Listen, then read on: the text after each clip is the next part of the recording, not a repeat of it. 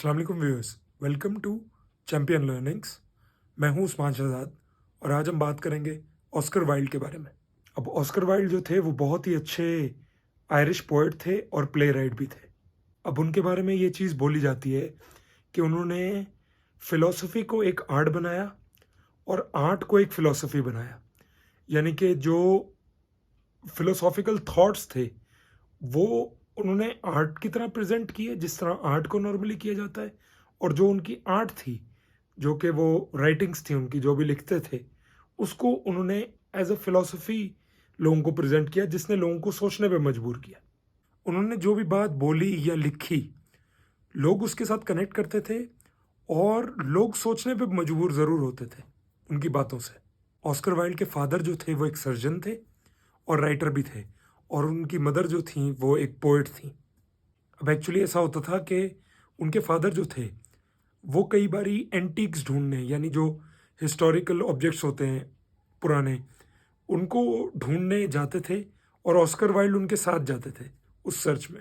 अब ऑस्कर के जो इंटरेस्ट थे, जो टेस्ट थे, वो बहुत ही रेयर थे और उनके जो ड्रीम्स थे वो भी लिमिटलेस थे। तो ये चीज़ उनको दूसरों से बहुत अलग बनाती थी उस टाइम पे। ऑस्कर जो हैं वो इस पॉइंट ऑफ व्यू के हक में थे कि अगर आप आर्ट को सही तरह से यूज़ करो तो आप सोसाइटी को एक बेहतर जगह बना सकते हो, और जो भी सोसाइटी में लोगों के बिलीव्स होते हैं उनको आप काफ़ी हद तक इन्फ्लुएंस भी कर सकते हो। एक तो उनकी स्पीकिंग पावर बहुत कमाल की थी, और दूसरी उनकी सोचने और समझने की जो एबिलिटी थी वो भी बहुत कमाल की थी। चीज़ों को बहुत जल्दी पिक कर लेते थे, बहुत जल्दी समझ जाते थे वो। अब उनकी लाइफ की कुछ फिलॉसफीज़ थी जिनको मैं थोड़ा सा डीपली टच करने की कोशिश करूँगा आगे। उनके हिसाब से एक इंसान जो है उसको अपनी तरह बनना चाहिए, ना कि दूसरों की तरह। क्योंकि उनके हिसाब से अगर आप दूसरों की तरह बनते हैं ना, तो आप एक तरह से कॉपी हो जाते हैं दूसरे की। आप खुद अगर अपने जैसा बनते हो तो आप ओरिजिनल होते हो, नेचुरल होते हो।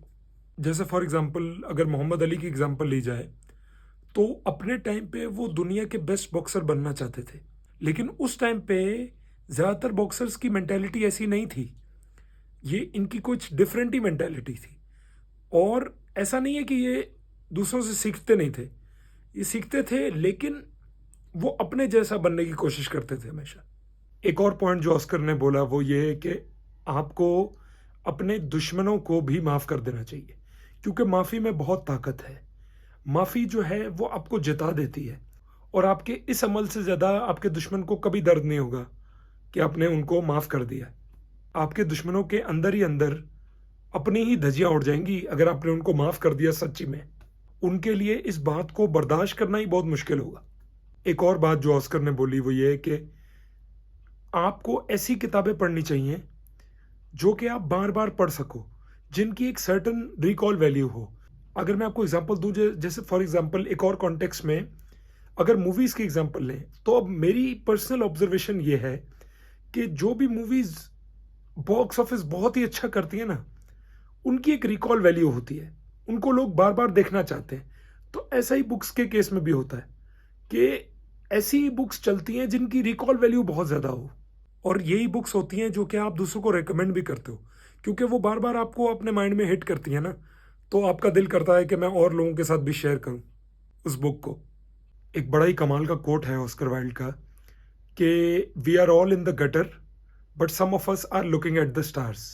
अब इसका मतलब यह है कि बेसिकली दुनिया जो है ना, वो एक अनफेयर जगह है। अब उस अनफेयरनेस की वजह से कई बारी हमें स्ट्रेस होता है, एंग्जाइटी होती है, कभी हम उम्मीद हार जाते हैं, कभी हम डर जाते हैं, बहुत सारी चीज़ें हमारे साथ होती हैं। तो देखा जाए तो हर बंदा ही एक गटर में गिरा हुआ है दुनिया में।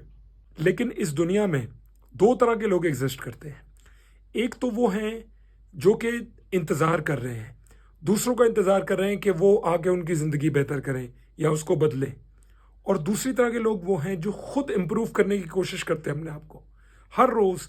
चाहे आप थोड़ा सा इम्प्रूव करो, लेकिन अगर आप हर रोज़ करते हो ना, तो ईयर के एंड में आप देखो आप कितना इम्प्रूव कर जाते हो, आपको खुद पता नहीं चलता ये बात। अगर मैं आपको एग्जांपल से एक्सप्लेन करूं, तो जैसे फॉर एग्जांपल जब प्लेइंग कार्ड्स में पत्ते बांटे जाते हैं डिफरेंट प्लेयर्स को, तो सबके पास अलग अलग तरह के पत्ते जाते हैं। कई बहुत अच्छे पत्ते जाते हैं और कई बहुत बुरे जाते हैं। लेकिन अब आपके ऊपर है कि आप अच्छे पत्तों को भी आप बुरी तरह यूज़ कर सकते हो और बुरे पत्तों को भी आप अच्छी तरह यूज़ कर सकते हो। यानी अगर आप छोटे पत्तों को भी सही तरह यूज़ करो तो आप फ़ायदा ले सकते हो और गेम जीत सकते हो उनसे। और जो बड़े पत्ते हैं, अच्छे पत्ते हैं, उनको भी अगर आप बुरी तरह यूज़ करो तो हो सकता है वो आपके ही खिलाफ यूज़ हो जाएं और आप हार जाओ गेम। तो यही बात ज़िंदगी में भी होती है। हमें कुछ स्ट्रेंथ्स मिली हैं, कुछ वीकनेसेस मिली हैं। अब हम उनका क्या करते हैं, ये हमारे ऊपर डिपेंड करता है। अब उनके हिसाब से जो एक्सपीरियंसेस हमारी ज़िंदगी में होते हैं ना, वो बेसिकली हमारी मिस्टेक्स होती हैं जो हमने की होती है। अब हमारे ऊपर है, अब हम उनसे सीख लें या ना सीखें, वो हम पे डिपेंड करता है। और किताबें पढ़ने से भी सेम यही चीज़ होती है। हम दूसरों की गलतियों से, दूसरों के एक्सपीरियंसेस से सीखते हैं, तो ही हम और ज़्यादा अच्छी तरह कर पाते हैं उस काम को, क्योंकि फिर हमारे गलती करने के चांसेस कम हो जाते हैं।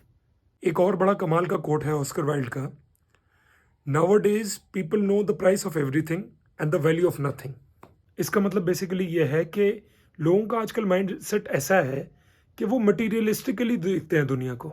जैसे फॉर एग्जांपल आप किसी अपने पैशन पे काम कर रहे हो, तो उसकी भी तो एक प्राइस है ना।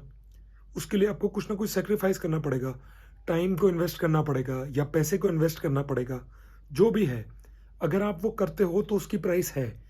लेकिन अगर उसके साथ आपका एक सोल कनेक्शन है तो एक्चुअल में उस चीज़ की वैल्यू है, और वो मॉनेटरी टर्म्स में आप डिफाइन नहीं कर सकते। क्योंकि हो सकता है कि आप वो काम करो और आपकी एक एक्सपेक्टेशन हो कि यहाँ से मैं पैसा कमाऊंगा, और आप पैसा ना भी कमाओ, लेकिन आप फिर भी काम करते रहोगे क्योंकि काम आपको पसंद है। अब ये जो चीज़ है, ये आप ऑब्जेक्ट्स के केस में भी अप्लाई कर सकते हो। फॉर एग्जांपल आपने कोई पेंटिंग खरीदी, अब उसकी कुछ प्राइस है, लेकिन एक्चुअल में अगर आपको वो पेंटिंग बहुत पसंद है और आपका एक इमोशनल कनेक्ट है उसके साथ, तो फिर वो एक ऐसी चीज़ है जिसको आप प्राइस की टर्म्स में नहीं तोल सकते।